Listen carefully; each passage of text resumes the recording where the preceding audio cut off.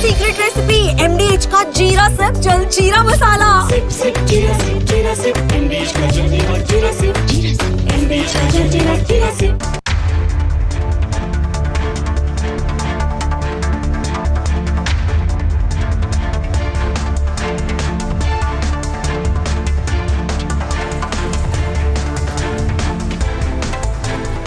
नमस्कार, मैं हूं सैयद सुहेल और आप देख रहे हैं आपका नंबर 1 शो ये भारत की बात है।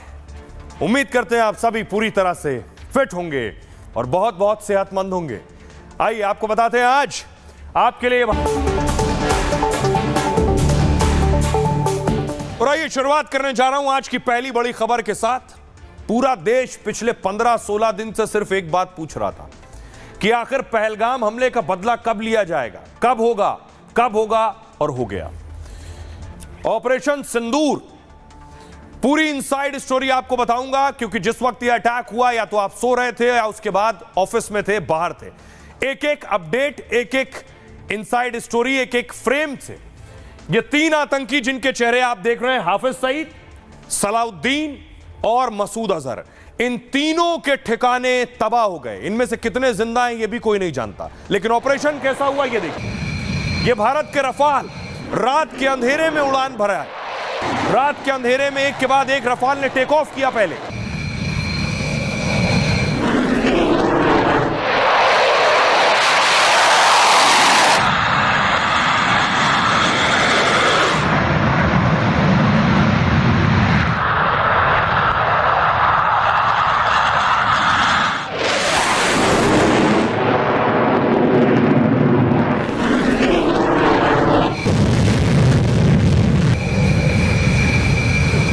उसके बाद रफाल था आसमान में, भारत के आसमान में, और उसके बाद रफाल ने एक के बाद एक मिसाइल फायर करनी शुरू की।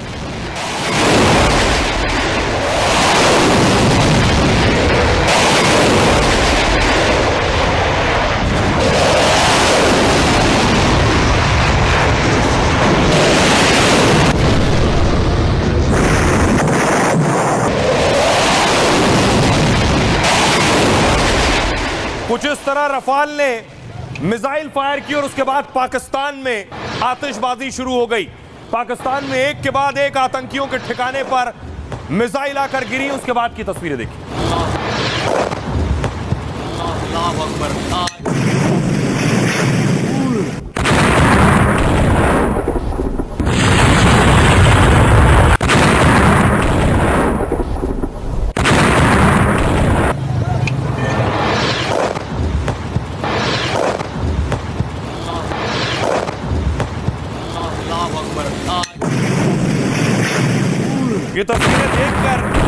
ये तस्वीरें देखकर एहसास हो रहा है भारत ने इजराइल स्टाइल में बदला लिया है, इजराइल स्टाइल में जवाब दिया है। ऐसे गोले आपने हमास के आतंकियों पर जब दागे गए थे उस वक्त देखे हो।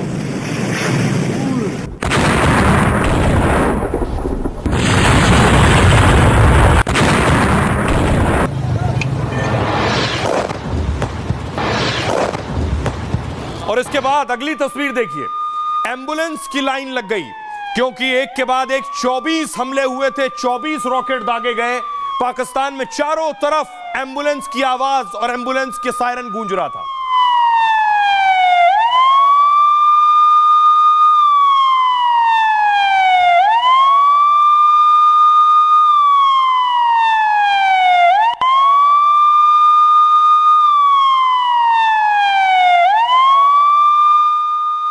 और भारत ने रात के अंधेरे में जवाब दे दिया था। पाकिस्तान के न्यूज चैनल्स पर ब्रेकिंग चलनी शुरू हुई कि हमला हो गया है। भारत ने एक के बाद एक 24 मिसाइलें दाग दी हैं। भावलपुर में भी 4 जोरदार धमाकों की आवाजें सुनी गई हैं। फैसलाबाद में जंगी तैयारी की परवाजें, लोग घरों से बाहर निकल आए हैं। भावलपुर का इलाका है चौका, तो यहाँ पर मौलाना मसूद अजहर का मदरसा है, वहाँ पे 4 मिसाइल दागे किए गए हैं, जिसके नतीजे में अब तक बड़ी तादाद में यहाँ पे जो शोले हैं वहाँ के भड़क उठे हैं।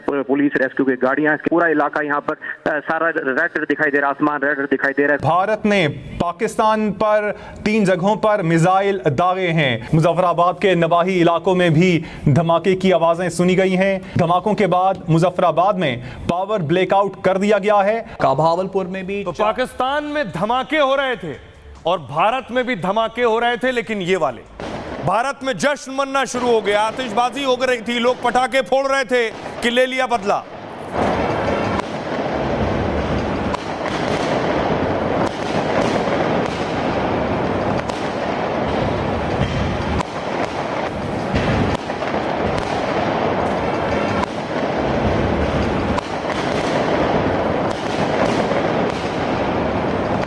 जब लोग सुबह उठे और उन्हें पता चला, फिर खुशी का आलम यह था कि आरती शुरू हो गई, पूजा शुरू हो गई। ऑपरेशन सिंदूर के बाद भव्य आरती।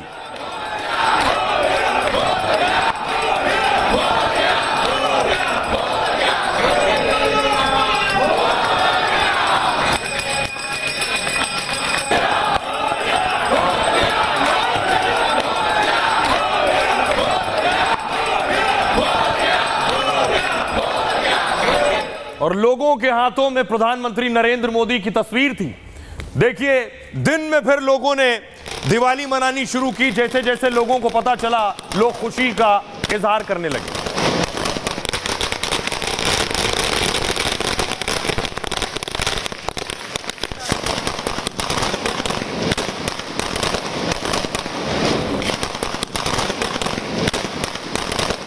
तो भारत ने 9 ठिकानों पर एक के बाद एक एयर स्ट्राइक किया। आपको बताऊं ये 9 ठिकाने कौन से हैं, किस किस के अड्डे थे। ये पाकिस्तान का नक्शा आ गया। पाकिस्तान में पहला स्ट्राइक जो हिट की है वो मुरिदके में की है। मुरिदके के मरकज़े तैयबा कैंप में यहां कसाब और हेडली की ट्रेनिंग हुई थी। दूसरा भारत का अटैक था मुजफ्फराबाद में, यह भी पीओके में आता है, सवाई नाला पर। यह लश्कर का ट्रेनिंग कैंप था। तीसरा अटैक मस्जिद सुभान अल्लाह, यह जैश का हेडक्वार्टर था। देखिए, ये आतंकी जो अपने हेडक्वार्टर और कैंप बनाते हैं, ये मस्जिद और मदरसों की आड़ में ही बनाते हैं। ये टेरर कैंप के नाम सर कैंप नहीं चला सकते। मुजफ्फराबाद में ही सैयदना बिलाल कैंप, ये जंगल सवाईवल ट्रेनिंग कैंप था। कोटली में गुलपुर कैंप, ये आतंकी ट्रेनिंग कैंप था, 5वां। छठा देखिए जो अटैक हुआ भिंबर में, ये बरनाला कैंप था, यहां हथियारों की ट्रेनिंग दी जाती है। 7वां कोटली में हुआ अब्बास कैंप, यहां फिदाइन ट्रेनिंग दी जाती।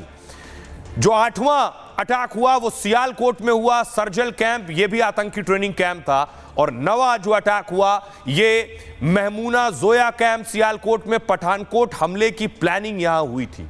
तो भारत ने 9 जगह पर 24 धमाके किए। सोचिए, 15 दिन से जिन लोगों में गुस्सा था, आक्रोश था कि जवाब दिया जाए, जवाब जल्द से जल्द दिया जाए, जब उन्हें यह खबर मिली तो उनकी प्रतिक्रिया देखिए जरा। ने कहा था कि बब्बर शेर बिठा रखा है दिल्ली के सिंहासन पे। आज ऑपरेशन सिंदूर के जरिए उन्होंने उन बहनों को, उन बेटियों को, उन माओं को विश्वास दिला दिया कि मेरा रक्षक हिंदुस्तान में मोदी बैठा हुआ है। घर पे घुस के मारा है, कब्र तुम्हारी खोदी है, भारत की धरती में बैठा बाप तुम्हारा मोदी है। भारत माता की जय, भारत माता की। मोदी जी नहीं, एक सच्चा सिपाही देश का सिपाही है जो आज बदला लिया है आतंकवादियों को मिट्टी में मिला के। लेकिन ये अभी पत्रकार महोदय ट्रेलर है, पिक्चर तो अब शुरू होगी। आज पूरे हिंदुस्तानी 150 करोड़ हिंदुस्तानी खुश है और पाकिस्तान की बर्बादी का जश्न मना रहे हैं। पाकिस्तान ने जो कायराना हरकत 70 सालों में करी है, इंसानियत को शर्मसार करा है, मजहब को शर्मसार करा है और हमारे इस्लाम को इसने शर्मसार करा है। हम चाहते हैं पाकिस्तान नष्ट नाबूद हो, पाकिस्तान बर्बाद हो। हमसे जो टकराएगा मिट्टी में मिल जाएगा। इनकलाब जिंदाबाद। पाकिस्तान सुधर जा, ये तो टेलर था, पिक्चर पूरी बाकी है। सुधर जा, अपने औकात में आ जा पाकिस्तान। हमने पाकिस्तान को दिखा दिया है कि अगर वो कुछ भी इस तरीके का गलत काम करेगा तो इंडिया चुप नहीं बैठेगा और उसे खत्म करके ही मानेगा। हिंदुस्तान जिंदाबाद, हिंदुस्तान जिंदाबाद। हाफिज सईद और मसूद अजहर के ठिकानों पर अटैक किया गया। यह टारगेटेड अटैक था। सबसे पहले मैं आपको मसूद अजहर के ठिकाने पर लिए चलता हूं। सवाल उठ रहा है, मसूद अजहर जिंदा है या फिर मार दिया गया? यह आप देख रहे हैं, यह बहावलपुर की तस्वीर है। बहावलपुर में यही ट्रेनिंग कैंप, यही आतंकियों को ट्रेंड किया जाता था। यह मसूद अजहर का अड्डा बहावलपुर में था। इस पर टारगेट किया है भारतीय सेना ने, इसे खत्म किया है। तस्वीर दिखाऊं, अगली तस्वीर देखिए कैसे टारगेट किया है इस बहावलपुर को। ये आप देख रहे हैं, ये जैश के पूरे कैंप को टारगेट किया गया। इसके अंदर अलग अलग स्ट्रक्चर है बहुत से, लगभग बताया जाता है ये 200 से 300 एकड़ में था जैश ए मोहम्मद मसूद अजहर का बहावलपुर का हेडक्वार्टर। अब देखिए इसे सेना ने कैसे गिराया है। ये टारगेट सेट किया और ये बहावलपुर में एक के बाद एक 4 मिसाइल आकर गिरी हैं और मसूद अजहर का अड्डा तबाह।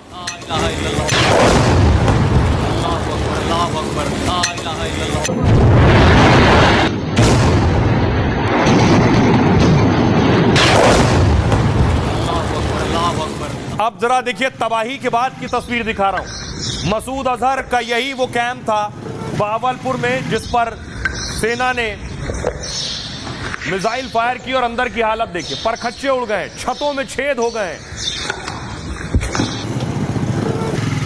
नेस्तनाबूद हो गया है पूरा ये कैंप।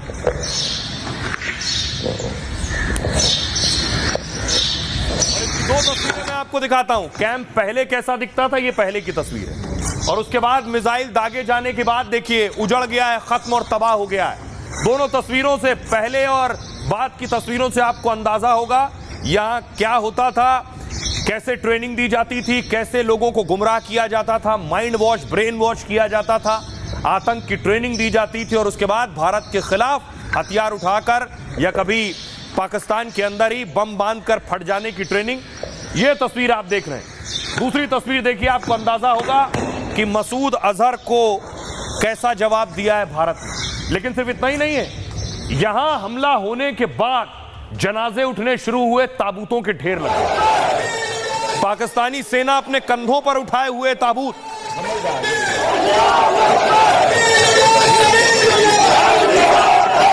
सिरातल्लज़ीना अनअमता अलैहिम गैरिल मग़दूबि अलैहिम वलद्दाल्लीन मुस्तक़ीम सिरातल्लज़ीना अनअमता अलैहिम गैरिल मग़दूबि अलैहिम वलद्दाल्लीन।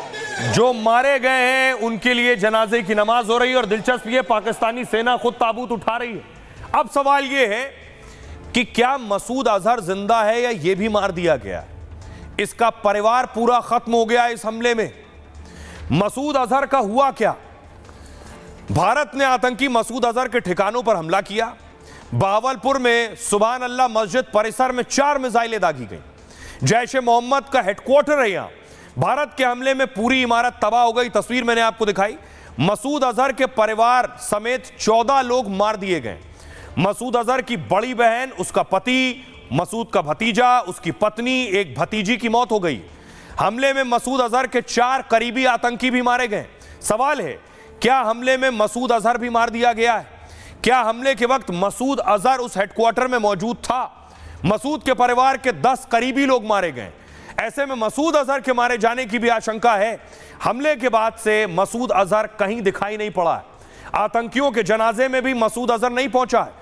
सोशल मीडिया पर मसूद की तरफ से जारी एक बयान जरूर चल रहा है, वो मसूद का है या उसके नाम से जारी किया गया, जिसमें लिखा है हमले से मसूद अजहर बहुत दुखी है। मसूद ने परिवार के लोगों के मारे जाने पर कहा है, अच्छा होता कि इस हमले में मैं भी मारा जाता। सवाल है कि कहीं पाक सेना और आईएसआई मसूद की मौत को छुपा तो नहीं रही है, इसलिए मसूद अजहर की तरफ से बयान जारी कर दिखाया जा रहा है। अब आपको सुनवाता हूं, बहुत से लोगों को यह शक शुबा हो सकता है कि मसूद का ठिकाना था या नहीं, ऐसे बहुत से लोग हैं। तो पाकिस्तानी को ही सुनिए जो बता रहा है कि मसूद के ठिकाने पर ही, मसूद अजहर के ठिकाने पर ही भारत ने मिसाइल दागी है।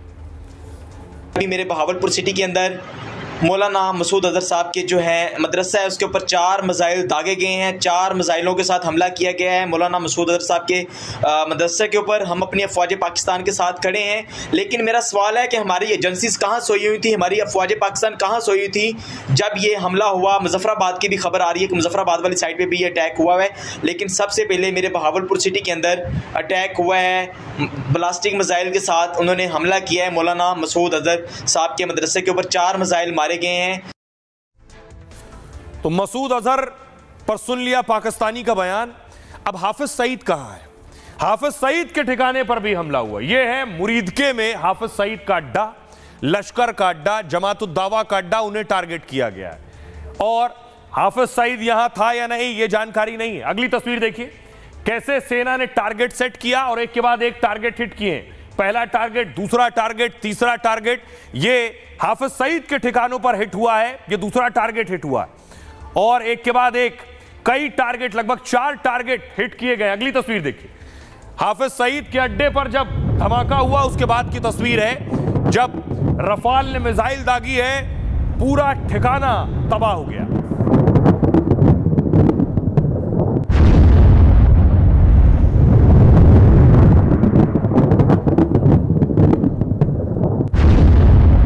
अब जरा हाफिज सईद के उस कैंप की हालत देख लीजिए जरा। यहीं कसाब ने ट्रेनिंग ली थी, यहीं पर कसाब ने ट्रेनिंग ली थी। भारत आया, यहां सूली पर टांग दिया गया और अब उस कैंप को तबाह कर दिया गया है। उस कैंप को पूरी तरह से नस्तोनाबूद कर दिया गया। अब किसी लायक रहा नहीं ये ढांचा जहां ट्रेनिंग हुआ करती थी।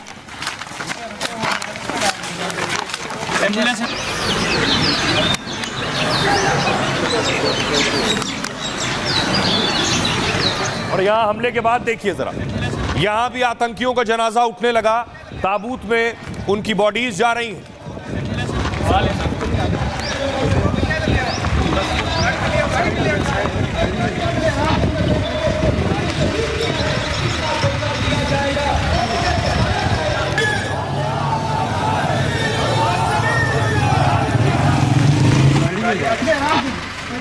अब सवाल यह है कि मसूद अजहर जैसा सवाल कि हाफिज सईद का क्या हुआ।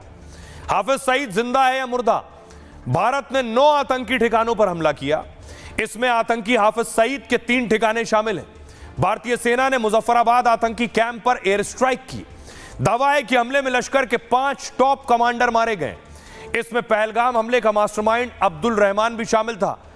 खबर है कि हाफिज का बेटा तलहा सईद यहीं से आतंकियों को ट्रेनिंग देता था। सवाल है कि हाफिज का बेटा तलहा सईद मार दिया गया। हमले के बाद से हाफिज सईद और उसका बेटा दिखाई नहीं पड़ रहे हैं। आतंकियों के जनाजे में लश्कर का टॉप कमांडर अब्दुल रऊफ शामिल हुआ है। इस दौरान सेना और पुलिस के अधिकारी भी खड़े नजर आए। सवाल है कि भारत के हमले में कोई बड़ा आतंकी मारा गया है क्या हाफिज सईद, या उसके बेटे का भी काम तमाम हो गया है? वैसे भी पाकिस्तान इनकी मौत के सच को दुनिया को नहीं बताएगा। ठीक उसी तरह जैसे उसामा बिन लादेन को एबटाबाद में छिपा रखा था और मानने को तैयार नहीं। अमेरिका अगर अटैक नहीं करता तो दुनिया भी नहीं जानती। सुनिए जरा रक्षा मंत्री राजनाथ सिंह क्या कह रहे हैं। कल रात हमारी भारतीय सेनाओं ने अपने अद्भुत शौर्य और पराक्रम का परिचय देते हुए एक नया इतिहास रच दिया है। साथियों, भारत की सेना ने सटीकता, सतर्कता और संवेदनशीलता के साथ कार्रवाई की है। हमने जो लक्ष्य तय किए थे उन्हें ठीक समय तय योजना के अनुसार सटीकता से उन्होंने ध्वस्त किया है और किसी भी नागरिक ठिकाने, सिविलियन पॉपुलेशन को जरा भी प्रभावित न होने देने की संवेदनशीलता भी हमारी सेना ने दिखाई है। हमने हनुमान जी के उस आदर्श का पालन किया है जो उन्होंने अशोक वाटिका उजाड़ते समय किया था। जिन मोहि मारा तिन मोहि मारे। हमने केवल उन्हीं को मारा जिन्होंने हमारे मासूमों को मारा। प्रधानमंत्री श्री नरेंद्र मोदी के नेतृत्व में हमारी सेनाओं ने ऑपरेशन सिंदूर लॉन्च करके पहले की तरह ही इस बार भी आतंकियों को ट्रेनिंग देने वाले कैंप्स को तबाह करके करारा जवाब दिया है। भारत ने अपनी सरजमी पर हुए हमले का जवाब देने के लिए अपने राइट टू रेस्पॉन्ड का इस्तेमाल किया है। आतंकियों के हौसले पस्त करने के उद्देश्य से यह कार्रवाई महज उनके कैंप्स और इंफ्रास्ट्रक्चर तक ही सीमित रखी गई है। मैं पुनः हमारे आर्म्ड फोर्सेस के शौर्य को मैं नमन करता हूं।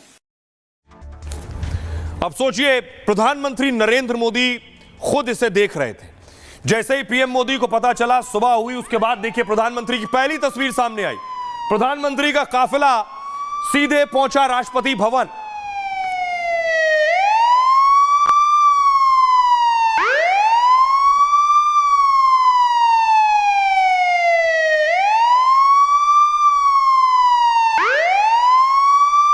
प्रधानमंत्री इस बात की जानकारी देने के लिए पहुंचे थे राष्ट्रपति द्रौपदी मुर्मू को, क्योंकि राष्ट्रपति तीनों सेनाओं के कमांडर इन चीफ होती हैं। उनको इस बात की जानकारी दी कि ऑपरेशन सफल रहा, आतंकियों के ठिकाने तबाह कर दिए गए। उसके बाद प्रधानमंत्री मोदी ने कैबिनेट की बैठक ली, कैबिनेट में अपने मंत्रिमंडल से इस पे बात की। ये कैबिनेट की तस्वीरें सामने आई जिसमें रक्षा मंत्री राजनाथ सिंह, नितिन गडकरी, खुद प्रधानमंत्री मोदी, एस जयशंकर, विदेश मंत्री बैठे थे। पूरी कैबिनेट प्रधानमंत्री की मौजूद थी इस दौरान।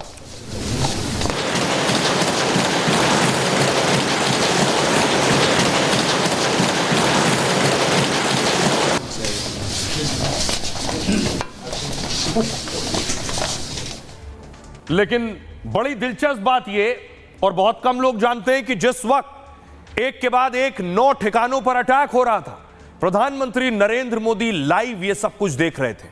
प्रधानमंत्री को ऑपरेशन की एक एक जानकारी थी कि क्या हो रहा है, किस वक्त हो रहा है, कब हो रहा है। कल देर रात भारत ने पाकिस्तान पर हमला किया, पीएम मोदी पूरे हमले की मॉनिटरिंग कर रहे थे। ऑपरेशन की शुरुआत से ही रात भर मॉनिटरिंग करते रहे। 7 लोक कल्याण मार्ग से प्रधानमंत्री इस पर नजर बनाए हुए थे। हमले की रणनीति तय होने के बाद एक्शन पर नजर थी। एनएसए अजीत डोभाल पीएम को लगातार अपडेट कर रहे थे। पहलगाम हमले के वक्त प्रधानमंत्री मोदी सऊदी अरब के दौरे पर थे, आपको याद होगा। वहां से लौटते ही पीएम ने लगातार बैठकें ली, एक्शन में आ गए। पहलगाम हमले को लेकर पीएम मोदी ने बैठक ली, सीडीएस वरिष्ठ खुफिया अधिकारियों से लगातार जानकारी ली, फिर नौसेना, सेना, वायुसेना के प्रमुखों से भी कई दौर की बातचीत की। हमले की रणनीति तय होने के बाद एक्शन की बारी थी। पीएम मोदी इसके लिए पल पल की अपडेट ले रहे थे। हमले के बाद पीएम ने लगातार बैठकें की। कैबिनेट की बैठक में मोदी ने हमले की जानकारी दी। ऑपरेशन सिंदूर पर कहा, एकदम सटीक हमला यह होना ही था। ऑपरेशन बिल्कुल योजना के अनुसार ही किया गया है, इसमें किसी भी तरह की कोई गलती नहीं हुई है। सेना ने विस्तृत तैयारियों का सख्ती से पालन किया है और एकदम सटीकता के साथ मिशन को अंजाम दिया है। पीएम ने क्रोएशिया, नीदरलैंड्स और नॉर्वे का अपना दौरा भी रद्द कर दिया है। यानी पीएम मोदी को सब पता था और वो सब देख रहे थे। अब उनको सुनवाने जा रहा हूं जिनके दिलों में असली खुशी हुई है। वो परिवार जिन्होंने अपनों को पहलगाम में खोया है। जब उन्हें पता चला कि भारत ने बदला ले लिया है, उन आतंकियों को ठोक दिया है पाकिस्तान में, तो उस परिवार की प्रतिक्रिया सुनिए जरा।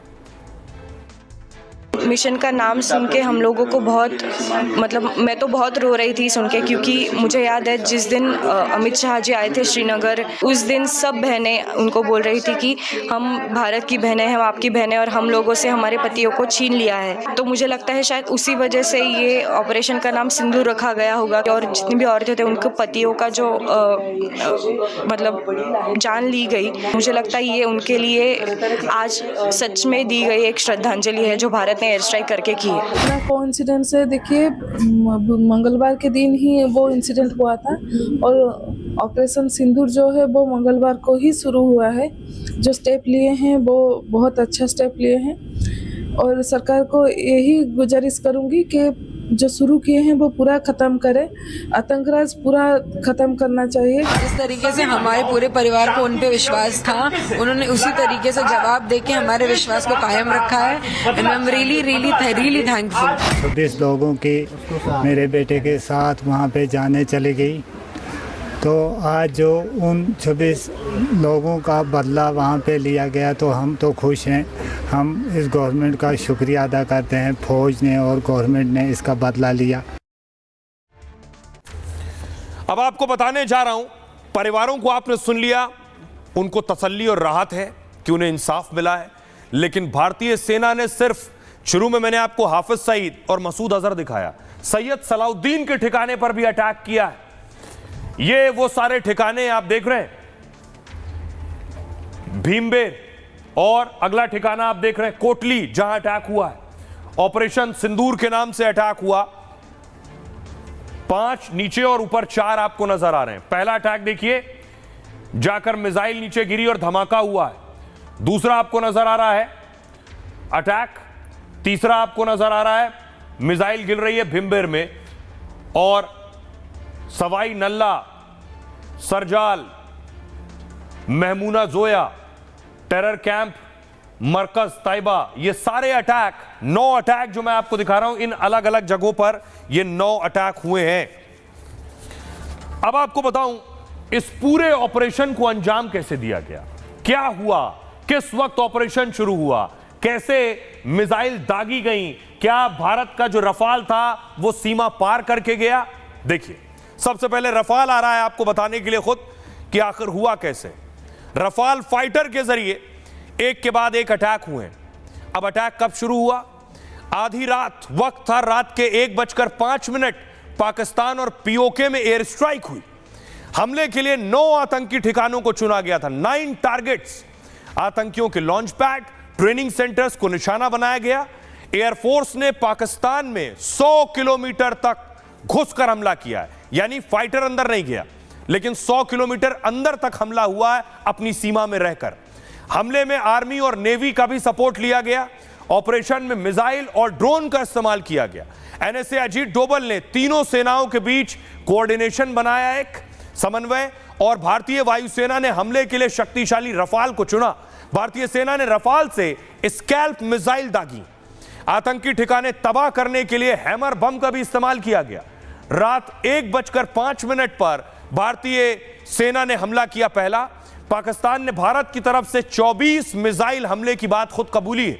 भारत में बैठकर ही पाकिस्तान के टारगेट पर यह निशाना लगाया गया। जैश और लश्कर के आतंकियों को टारगेट किया गया। करीब सोचिए 25 मिनट के अंदर पाकिस्तान के सारे टारगेट्स तबाह कर दिए गए। भारत की कार्रवाई में करीब 70 से 100 आतंकी मारे गए हैं और पाकिस्तान को इस बार ऐसा जवाब दिया गया है कि पाकिस्तान सपने में भी नहीं सोच पाएगा। और यह ऐसा जवाब है कि न सिर्फ पाकिस्तान बल्कि पूरी दुनिया में जो पाकिस्तान की बेइज्जती होगी, जो जिल्लत झेलनी पड़ेगी, वो भी दुनिया को पता चलेगी। सुनिए क्या कुछ कह रहे हैं विक्रम मिस्री। हमलों के एक पखवाड़े के बाद भी पाकिस्तान द्वारा अपने क्षेत्र या अपने नियंत्रण वाले क्षेत्रों में आतंकवादियों की इंफ्रास्ट्रक्चर के विरुद्ध कार्रवाई करने के लिए कोई स्पष्ट कदम नहीं उठाया गया है। उल्टे वो इनकार करने और आरोप लगाने में ही लिप्त रहा है। अतः इनको रोकना और इनसे निपटना दोनों को बेहद आवश्यक समझा गया। भारत ने इस तरह के सीमा पार हमलों का जवाब देने और उन्हें रोकने तथा उनका प्रतिरोध करने के अपने अधिकार का प्रयोग किया है। यह आतंकवाद की इंफ्रास्ट्रक्चर को समाप्त करने और भारत में भेजे जाने वाले संभावित आतंकवादियों को अक्षम बनाने पर केंद्रित है। इस ऑपरेशन का नाम था ऑपरेशन सिंदूर, जो लोगों की कल्पना से भी परे था कि एक ऑपरेशन आतंकियों के खिलाफ जिसका नाम रखा गया ऑपरेशन सिंदूर। यह नाम आया कैसे? क्या वजह थी कि इसका नाम ऑपरेशन सिंदूर रखा गया? किसने यह नाम दिया जो लोगों के जज्बातों और दिलों तक को छू गया? भारत ने जवाबी कार्रवाई का नाम ऑपरेशन सिंदूर रखा। यह नाम उन महिलाओं को समर्पित है जिनके पतियों की पहलगाम में आतंकियों ने हत्या कर दी थी। सूत्रों के मुताबिक ऑपरेशन सिंदूर का नाम खुद प्रधानमंत्री मोदी ने दिया।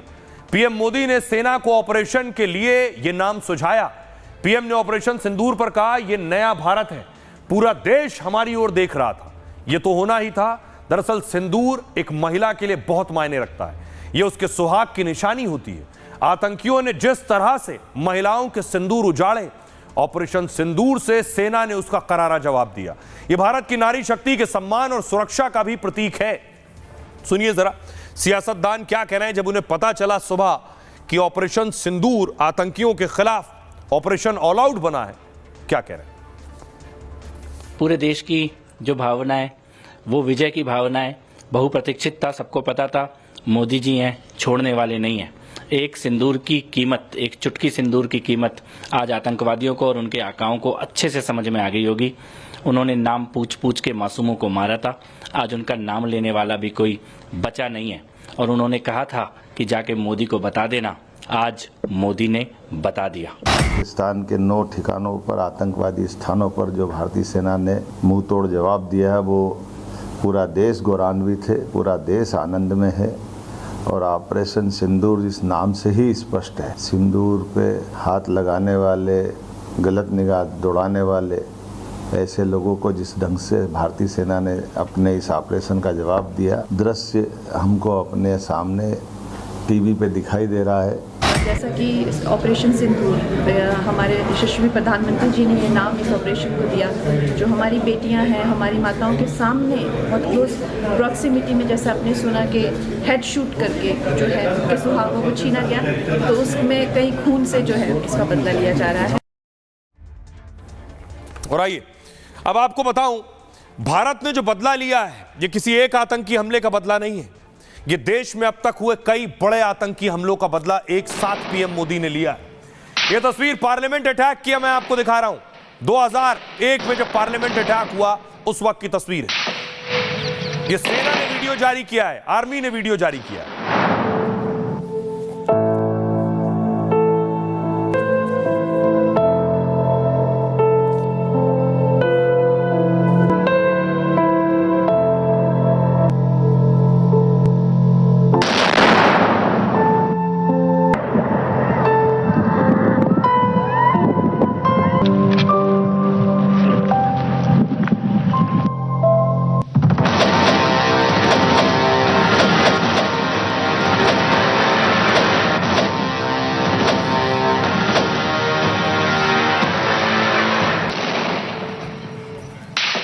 तो 2001 में पार्लियामेंट अटैक हुआ, सोचिए 2001 से लेकर पार्लियामेंट अटैक से पहलगाम अटैक तक का बदला लिया गया। कौन कौन से आतंकियों के ठिकाने तबाह कर दिए गए हैं ये मैं आपको बताने जा रहा हूं। ये सारे हमले बदला है। सबसे पहले देखिए, हाफिज सईद का लश्कर तैयबा का हेडक्वार्टर है। भारतीय सेना ने हाफिज के 3 ठिकाने तबाह किए। मुरीद के सवाई नल्ला मरकज अहले हदीस शामिल है इसमें। मुरीद के कैंप को लश्कर का वैचारिक और सैन्य केंद्र माना जाता है। इंटरनेशनल बॉर्डर से इसकी दूरी है 30 किलोमीटर। बरनाला और सवाई नल्ला के ठिकानों पर ट्रेनिंग दी जाती थी और आतंकियों को हथियार, ड्रोन और आईडी की ट्रेनिंग यहीं दी जाती थी। हाफिज सईद ने मुंबई में 26/11 का हमला यहीं प्लान किया। 2023 में हाफिज की गिरफ्तारी के बाद बेटा तलहा यहां की कमान संभाल रहा था। हमले के बाद हाफिज का पूरा नेटवर्क तबाह हो गया है। नए आतंकियों की भर्ती और ट्रेनिंग का आधार खत्म हो गया है। दूसरा बड़ा आतंकी जिसके ठिकाने तबाह किए गए हैं वो है मसूद अजहर। इसमें सरजाल बिलाल कैंप में आतंकी लॉन्च पैड तबाह हुए हैं। बहावलपुर में जैश का सबसे बड़ा ऑपरेशनल हब था। यह इंटरनेशनल बॉर्डर से 100 किलोमीटर की दूरी पर स्थित था और बहावलपुर में बीते 3 दशक से आतंकियों को यहां ट्रेनिंग दी जा रही थी। मसूद अजहर खुद यहां उन्माद फैलाने वाले भाषण देता था। मसूद अजहर ने बड़े आतंकी हमलों की साजिश यहां से रची। 2001 के संसद हमला, 2019 के पुलवामा हमले का मास्टरमाइंड, जम्मू कश्मीर विधानसभा पर आतंकी हमला करवाया इसने। जैश का मुख्यालय ध्वस्त होने से आतंकियों की भर्ती रुक जाएगी। तीसरा आतंकी सैयद सलाउद्दीन हिजबुल मुजाहिदीन का आका। सियालकोट में हिजबुल का आतंकी कैंप तबाह किया गया। कोटली और राहिल शहीद जैसे आतंकियों के बेस कैंप ध्वस्त किए गए। हिजबुल के अधिकतर ठिकाने एलओसी से 10-15 किलोमीटर की दूरी में। सैयद सलाउद्दीन ने कश्मीर घाटी में आतंक को बढ़ावा दिया था। हिजबुल के कैंप तबाह होने से आतंकियों की घुसपैठ रुकेगी। नए आतंकियों की भर्ती और ट्रेनिंग कैंप पर भी रोक लगेगी। यह किया है भारत ने जवाबी कार्रवाई में। आइए अब आपको सुनवाता हूं, पाकिस्तान में जो पेशावर एयरपोर्ट पर लोग मौजूद थे, एक साथ सारे आतंकियों के ठिकाने तबाह हो गए, तो उनकी दहशत सुनिए, आपको अंदाजा होगा। जब आए तो सारी दिन और रात जब गुजरा तो इंडिया ने बहुत गलत हमला कर दिया हमारे ऊपर और जुल्म किया। उस वजह से फ्लाइटें बंद हो गई और अब फिर जलील हो रहे हैं और अब वापस जा रहे हैं। तो इंडिया वालों ने बहुत गलत किया हमारे साथ। मैं जद्दे से आ रहा था इस्लामाबाद से जा रहा था हज़ारा बड़ाग्राम। जब वहाँ से आया तो इस्लामाबाद अगर गरीब जब होगा आधा घंटा प्लेट उतरने वाला था, तो वहाँ कोई हंगामी को मसला बना, उसने वापस कर दिया तो कराची भी उतारा। 2-3 घंटा वहाँ बैठाया हुआ था हम लोग वहाँ, तो वो कह रहा था जहाज़ आ रहा है या कोई और बंदोबस्त कर रहा है आपको लोगों के लिए। जब बाहर निकाल दिया तो उस टाइम लगा दिया, तो कह रहा है इधर इंतज़ार करो, सामान ले लो, निकल जाएगा वापस, फिर चला जाएगा, कोई इंतजाम कर ला। जब उधर से निकाला कह रहा गेट से बाहर निकल जाओ।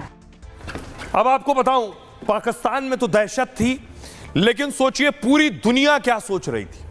पूरी दुनिया, डोनाल्ड ट्रंप को बताया गया कि भारत ने अटैक कर दिया है। No, it's a shame. We just heard about it just as we were walking in the doors of the Oval. Just heard about it.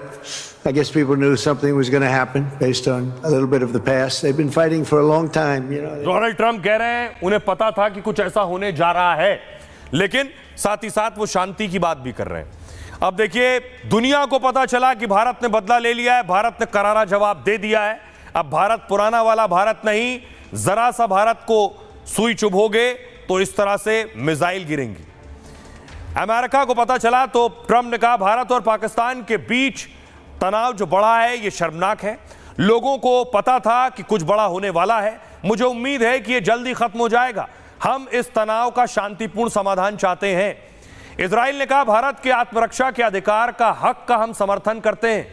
आतंकियों को पता होना चाहिए कि छिपने की कोई जगह नहीं है, वो कहीं नहीं बच पाएंगे और भारत ने जो किया है वो सही किया है। कतर कह रहा है भारत पाकिस्तान मिलकर तनाव को कम करें, इस मामले को कूटनीतिक तरीके से हल किया जाए। चीन ने कहा हमें भारत की सैन्य कार्रवाई खेदजनक लगी है। देखिए, दोस्त को ज्यादा खराब लग रहा है क्योंकि आतंकियों को बचाने वालों में भी ये शामिल है। मसूद अजहर को आतंकी घोषित ना किया जाए, चीन उस पर वीटो लगाता रहा। चीन ने कहा भारत पाकिस्तान पड़ोसी हैं, दोनों हमारे भी पड़ोसी हैं, इसलिए हम मौजूदा हालात को लेकर चिंतित हैं। हम दोनों पक्षों से शांति और संयम बरतने की अपील करते हैं। पुतिन रूस कह रहा है हम भारत की आतंक विरोधी नीति का समर्थन करते हैं, हम भारत की आंतरिक आतंक विरोधी नीति के साथ हैं, दोनों देशों से संयम की अपील करते हैं। भारतीय हमलों से एक व्यापक युद्ध की आशंका है। तुर्की कह रहा है हम ऐसे भड़काऊ कदमों और हमलों की निंदा करते हैं। फ्रांस ने कहा हम आतंक से मजबूती से लड़ने में भारत की इच्छा समझते हैं, लेकिन दोनों देशों से तनाव बढ़ाने से बचने को कहा है। नागरिकों की रक्षा के लिए दोनों देश संयम बरतें। तो ये सभी दुनिया के देशों को जब जानकारी मिली तो वहां से ये प्रतिक्रियाएं सामने आई। सुनिए जरा क्या कह रहे हैं दुनिया के नेता। अभी पता चला है कि भारत ने पाकिस्तान में हमला किया है, ये शर्मनाक है। शायद कुछ लोगों को पहले ही कुछ बड़ा होने का अंदाजा था, क्योंकि दोनों देश लंबे वक्त से लड़ रहे हैं, दशकों से। मुझे बस उम्मीद है कि ये जल्द खत्म हो जाएगा। यह भारत की ओर से बाकी दुनिया के लिए एक साफ संदेश है। आपके मित्र इजराइल की ओर से भी आतंकवादियों को संदेश भेजना जरूरी है। ये आत्मरक्षा का कार्य था और मुझे इस ऑपरेशन पर बहुत गर्व है। मोदी जी ने जिसे ऑपरेशन सिंदूर नाम दिया, उसने भी मेरे दिल को छू लिया है। अब आपको बताऊं कि आखिर ये ऑपरेशन सिंदूर कैसे बनाया गया, कैसे प्लान किया गया, कैसे किया जाना है। पहलगाम हमले के बाद से ही भारत की तैयारी दरअसल शुरू हो गई थी। 26/11 अटैक के बाद आम नागरिकों पर यह सबसे बड़ा हमला हुआ था भारत में। प्रधानमंत्री ने कल्पना से परे अंजाम भुगतने की चेतावनी दे दी थी। दरअसल रॉ ने पाकिस्तान के 21 टारगेट्स की लिस्ट बनाई थी। रॉ भारत की खुफिया एजेंसी है। इसमें 9 टारगेट को सेना ने हमले के लिए चुना, 21 में से 9। 3 मई को पाकिस्तान पर जवाबी कार्रवाई की प्लानिंग थी। सोचिए, पाकिस्तान के कुछ नेता कह रहे थे 3-4 मई को हमला होगा। 3 मई की प्लानिंग थी भारत की। हमले के 11वें दिन 3 मई को दिल्ली में मीटिंग हुई। साउथ ब्लॉक में हुई इस मीटिंग में पीएम मोदी और रक्षा मंत्री राजनाथ सिंह मौजूद थे। Army chief general Upendra Dwivedi, air force chief marshal Amarpreet Singh और navy chief admiral Dinesh Kumar Tripathi शामिल हुए। इसमें पाकिस्तान और पीओके में आतंकी ठिकानों पर एयर स्ट्राइक का फैसला लिया गया। इसी दिन प्लानिंग में शामिल अफसर साउथ ब्लॉक में शिफ्ट हो गए। 5 मई को हमले का प्लान पीएम मोदी को दिखाया गया। एनएसए अजीत डोभाल ने ऑपरेशन का प्लान पर पीएम की सहमति ली, मंजूरी ली। इसी दिन पहलगाम हमले के बदले के लिए ऑपरेशन सिंदूर को मंजूरी दी गई। हमले में शामिल टीम उसके बाद साउथ ब्लॉक में ही शिफ्ट हो गई। किसी को बाहर जाने या किसी से कांटेक्ट करने की इजाजत नहीं थी। 6 मई को एक बार फिर एनएसए अजीत डोभाल प्रधानमंत्री मोदी से मिले। 24 घंटे में मोदी और डोभाल की दूसरी बैठक थी। प्लानिंग के अनुसार ही पाकिस्तान पर हमले की हरी झंडी मिली। इसके बाद एयरफोर्स ने 6-7 मई की आधी रात को हमला किया। 25 मिनट चले ऑपरेशन में 7 शहरों में 9 आतंकी ठिकाने तबाह किए गए। इस तरह से बना ऑपरेशन सिंदूर। आइए आपको सुनवाऊं, सुनिए जरा क्या कुछ कह रहे हैं जिन्होंने प्रेस कॉन्फ्रेंस की। सोफिया कुरैशी, कर्नल सोफिया कुरैशी ने ऑपरेशन सिंदूर पर क्या कहा, उन्हें सुनिए। ऑपरेशन सिंदूर 22 अप्रैल को पहलगाम में हुए विभत्स आतंकवादी हमले के शिकार मासूम नागरिकों व उनके परिवारों को न्याय देने के लिए लॉन्च किया गया था। इस कार्रवाई में 9 टेररिस्ट कैंप्स को टारगेट किया गया और पूरी तरह से इसे बर्बाद किया गया। महमूना जाया कैंप सियालकोट हिजबुल मुजाहिदीन का बहुत बड़ा कैंप था। पठानकोट एयरफोर्स बेस पर किया गया हमला भी इसी कैंप से प्लान और डायरेक्ट किया गया था। मरकज ताइबा मुरीद के 2008 के मुंबई हमले के आतंकी भी यहीं से प्रशिक्षित हुए थे। अजमल कसब व डेविड हेडली भी यहाँ ट्रेन हुए थे। किसी भी सैन्य ठिकाने का निशाना नहीं बनाया गया। अब आपको बताऊं कि आपने सुना कैसे भारतीय सेना ने, भारतीय वायुसेना ने इस हमले को अंजाम दिया। इस हमले में जिन हथियारों का इस्तेमाल किया है उसके बारे में आपको बताऊं। ये देख रहे हैं, ये भारत की सबसे बड़ी ताकत है रफाल, जिसके बारे में सवाल उठाए जा रहे थे। रफाल ने अपनी ताकत दिखाई है। देखिए जरा रफाल की ताकत मैं आपको दिखाऊं कि रफाल की जो ताकत है वो बताती है कि दुश्मन को शायद इल्म नहीं था कि रफाल क्या कुछ कर सकता है। ऑपरेशन सिंदूर के लिए रफाल फाइटर जेट चुना गया। रफाल भारतीय वायुसेना का बेहद शक्तिशाली लड़ाकू विमान है और इसने पाक सीमा में घुसे बिना ऑपरेशन को अंजाम दे दिया और पाकिस्तान के आतंकवादी ठिकानों को साफ कर दिया। एलओसी पर 4 रफाल की गश्त देखे जाने का दावा किया गया। रफाल दुनिया के बेहद खतरनाक लड़ाकू विमानों से एक है। इसी से आतंकी ठिकाने तबाह किए गए। लड़ाकू विमान सुपर सोनिक स्पीड से उड़ सकता है। इसकी अधिकतम स्पीड 2222 किलोमीटर प्रति घंटा है। भारत में अलग अलग एयरबेस पर इसकी तैनाती की गई है। चपेट, अगर ये इसको देखें, चपटे आकार की वजह से रडार की पकड़ में नहीं आता है। जिस तरह से इसकी बनावट है, इसका डिजाइन है, 560 किलोमीटर तक दुश्मन को टारगेट कर सकता है। लंबी रेंज के बावजूद सटीकता से हमला करने में सक्षम है। यह जमीन के अंदर बने ठिकाने तक राख कर सकता है। यह हवा और जमीन दोनों ही जगह हमला करने में सक्षम है। 50,000 फीट ऊंचाई तक रफाल उड़ान भर सकता है। इसमें दुश्मन पर परमाणु हमला करने की भी ताकत और क्षमता है। समंदर में चल रहे जंगी जहाज को भी यह उड़ा सकता है। रफाल फाइटर जेट 9 टन तक हथियार ले जा सकता है। अटैक के साथ ही निगरानी के लिए भी इस्तेमाल करते हैं इसे। एक बार ईंधन भरने पर 3700 किलोमीटर यात्रा कर सकता है। यह है इसकी ताकत और खासियत। तो रफाल पर नींबू मिर्ची लगाने और हटाने की बात कांग्रेस के अध्यक्ष ने की थी। अब रफाल ने काम कर दिया है। अब वही कांग्रेस के अध्यक्ष को सुनिए जरा क्या कह रहे हैं। पूरा देश चाहता था कि भाई जो राजनाथ सिंह जी ने नींबू मिर्ची बांधकर राफेल खड़ा कर रखा था, अब आपने कार्रवाई की और सेना पूरी तरीके से आगे बढ़कर काम कर रही है। मैं इतना ही कहना चाहूँगा कि निश्चित तौर से पूरा देश अपनी सेना के साथ खड़ा है, सरकार को पूरा समर्थन कर रहा है कि भाई आप आगे बढ़िए। कांग्रेस ने पहले ही तय कर दिया था कि पूरी कांग्रेस पार्टी CWC सरकार जो निर्णय लेगी उसके साथ खड़ी, पर निश्चित तौर से मजबूत कार्रवाई होनी। इस नाते मैंने राफेल की बात उठाई। हमारे देश के लिए गर्व का दिन है। जो लोग भारत की क्षमता पर, सरकार की क्षमता पर सवाल उठाते थे, उनके मुंह पर एक तमाचा है। अब पता नहीं कहाँ बुद्धि भ्रष्ट हो गई थी। अब कर दिया, अब क्या करेंगे? वो जो मिर्चा और भेज रहे थे, अब क्या करेंगे? तो कम से कम इंतजार करना चाहिए, धैर्य रखना चाहिए। भारत वो भारत नहीं है, ये नेहरू वाला भारत नहीं है। आपको तस्वीर में दिखाऊं उस मिसाइल की जिस मिसाइल का इस्तेमाल किया गया है। कौन सी मिसाइल आतंकी ठिकानों पर दागी गई है? पहली मिसाइल आपके सामने स्कैल्प मिसाइल, इसका इस्तेमाल किया गया आतंकियों को ठोकने के लिए। इसकी खासियत क्या आपको बताऊंगा, अगली तस्वीर देखिए। यह है bomber missile, hammer missile. Hammer missile का भी इस्तेमाल किया गया। अब ये जो मिसाइल है चलती कैसे हैं, कैसे दुश्मन के ठिकानों पर हमला करती हैं, अगली तस्वीर में आपको दिखाऊं। ये देख रहे हैं, ये मिसाइल दागी गई। क्रूज मिसाइल है और क्रूज मिसाइल दुश्मन के टारगेट पर जाती है जहां उसका टारगेट सेट किया गया है।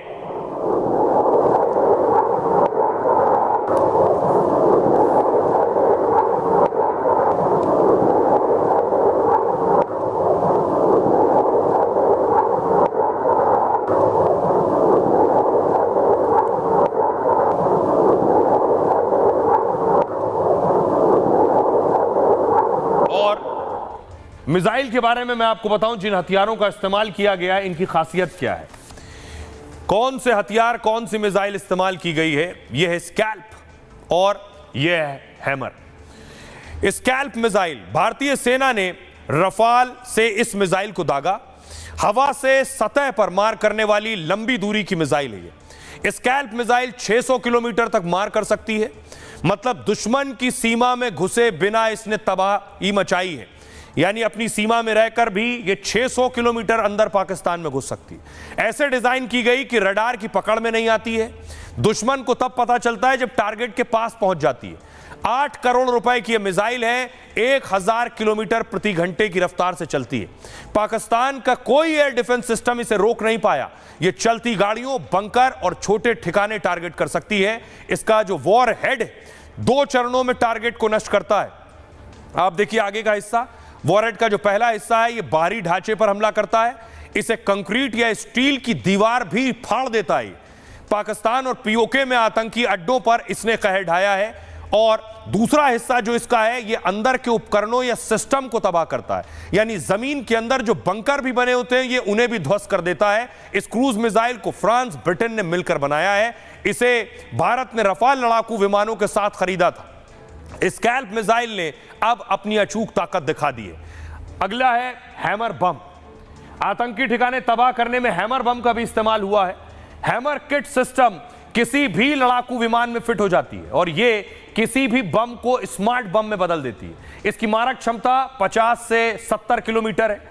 बॉर्डर पार किए बिना इसने भी खूब तबाही मचाई। संभव है पीओके में यानी पाकिस्तान अधिकृत कश्मीर में जो टारगेट हिट किए गए वो हैमर बम के इस्तेमाल से, क्योंकि ये टैंक, बिल्डिंग और बंकर उड़ा देता है। ये अंधेरे, बारिश और जीपीएस जाम होने पर भी काम करता है। यानी इसे रोक पाना दुश्मन के लिए मुश्किल होता है। पाकिस्तान को अब तक इस बम की खबर मिली जब तक, आपको बताऊं 84 लाख रुपए के इस बम ने आतंकी अड्डे तहस नहस कर दिए हैं। आइए अब आपको सुनवाता हूं, सुनिए डिफेंस एक्सपर्ट कर्नल शैलेंद्र को। इंडिया ने पाकिस्तान को न केवल चकमा दे दिया बट बहुत बड़ा एक उनकी जो रडार शील्ड है, एयर डिफेंस शील्ड है, उसको भी भेद दिया है। ये बहुत बड़ी बात है। और इस सब के पीछे मेरा अपना अनुमान है कि जो स्कैल्प मिसाइल है वो पूरा क्रेडिट लेती है, क्योंकि स्कैल्प मिसाइल के ऊपर एक स्टेल्थ कोटिंग है और उस स्टेल्थ कोटिंग की वजह से वो रडार के सिग्नेचर्स नहीं देती है। और साथ ही साथ इसकी जो एबिलिटी है लो फ्लाइंग की, वो अपने आप में फिनोमिनल डेडली कॉम्बिनेशन बनाती है, स्ट्रेंथ और लो फ्लाइंग। दैट मीन्स रडार में नहीं आएगी, और जब रडार में नहीं आएगी तो एयर डिफेंस जो गन है वो उसके ऊपर काम नहीं करेगी। सो ऑटोमेटिकली अगर आप देखें, पहला डिसेप्शन हमने किया कि आज हमारी मॉक ड्रिल है, और उससे भी बड़ा कि हमने एक ऐसा वेपन सिस्टम चूज किया जो अपने आप में कारगर सिद्ध हुआ कि अटैक को डिस्कवर नहीं होने दिया। क्योंकि अदरवाइज देखा जाए तो कहने के लिए तो ये था कि चिड़िया भी पर नहीं मार पाएगी पाकिस्तान के अंदर, क्योंकि उनका एयर डिफेंस सिस्टम इतना बढ़ चढ़कर है। मुझे लगता है कि आज का पूरा क्रेडिट हम स्कैल्प मिसाइल को जरूर दे सकते हैं। अब देखिए, पाकिस्तान पर भारत ने 24 अटैक कर दिए 9 ठिकानों पर। पाकिस्तान क्या कर रहा था? वो तो फेक न्यूज का आदी है, फेक न्यूज फैलानी शुरू की। पाकिस्तान ने कहा उसने भारत के फाइटर गिरा दिए। तस्वीर देखिए चला रहा, कह रहा भारत के फाइटर गिरा दिए और ब्रेकिंग न्यूज चलाने लगा। 2 जेट गिरा दिए हैं। झूठी खबर चला रहा था पाकिस्तान और अपनी आवाम को झूठ बता रहा था कि भारत के फाइटर गिरा दिए। अब ये जो तस्वीर चला रहा है वो तस्वीर मैं आपको दिखाता हूं। ये तस्वीर, ये देख रहे हैं, ये जो तस्वीर है ये पाकिस्तान ये दोनों तस्वीर चला रहा था। पहली तस्वीर जो आप देख रहे हैं ये मोगा में 21 मई 2021 को जो मिग विमान क्रैश हुआ था, मिग 21, उसकी तस्वीर पाकिस्तान चला रहा था। दूसरी तस्वीर देखिए 2 सितंबर 2024 को बाड़मेर में जो भारत का विमान क्रैश हुआ था उसकी तस्वीर चला रहा था। पाकिस्तान के न्यूज चैनल्स इन तस्वीरों को चलाकर दावा कर रहे थे कि हमने झंडे गाड़ दिए, हमने भारत के फाइटर गिरा दिए। सोचिए, हमारी पुरानी तस्वीरें लेकर और अपनी आवाम को खुश करने की कोशिश कर रहा था। तो खैर, पाकिस्तान का स्टाइल है ये करना, लेकिन अब पाकिस्तान की सेना और सरकार करेगी क्या? क्योंकि बहुत दिन से तैयारी कर रहे थे, टैंक जा रहे हैं, मिलिट्री ट्रक्स जा रहे हैं, पता नहीं क्या कौन से जहाज लगा दिए, लेकिन हासिल कुछ नहीं हुआ। उसके बाद देखिए हमला हो गया तो शाहबाज की बॉडी लैंग्वेज और शक्ल से आपको पता चल रहा है हालात क्या है।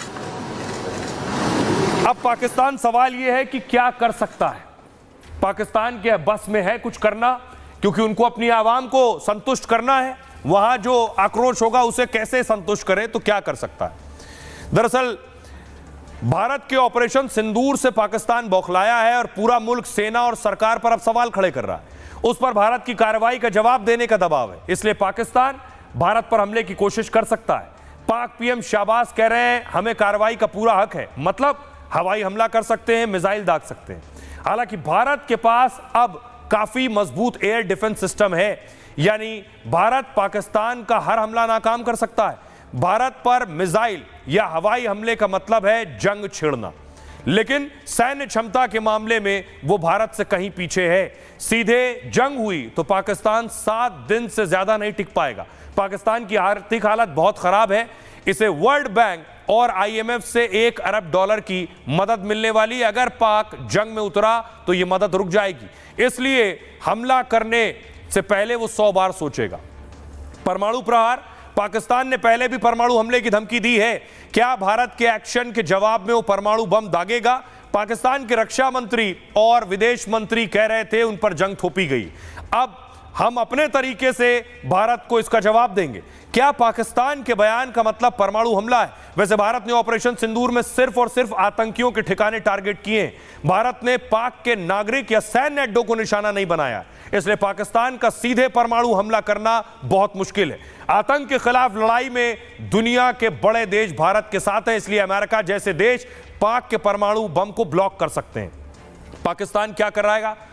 पाकिस्तानी सेना LOC के पास हमले कर सकती है, वो बॉर्डर पर फायरिंग और मोर्टार हमले तेज कर सकती है। ये एक तरह से पाकिस्तान के दिखावे की हरकत होगी। वो आवाम को दिखाएगी कि भारत को मुंहतोड़ जवाब दे दिया, लेकिन असल में बॉर्डर के अलावा और कहीं टारगेट नहीं होगा।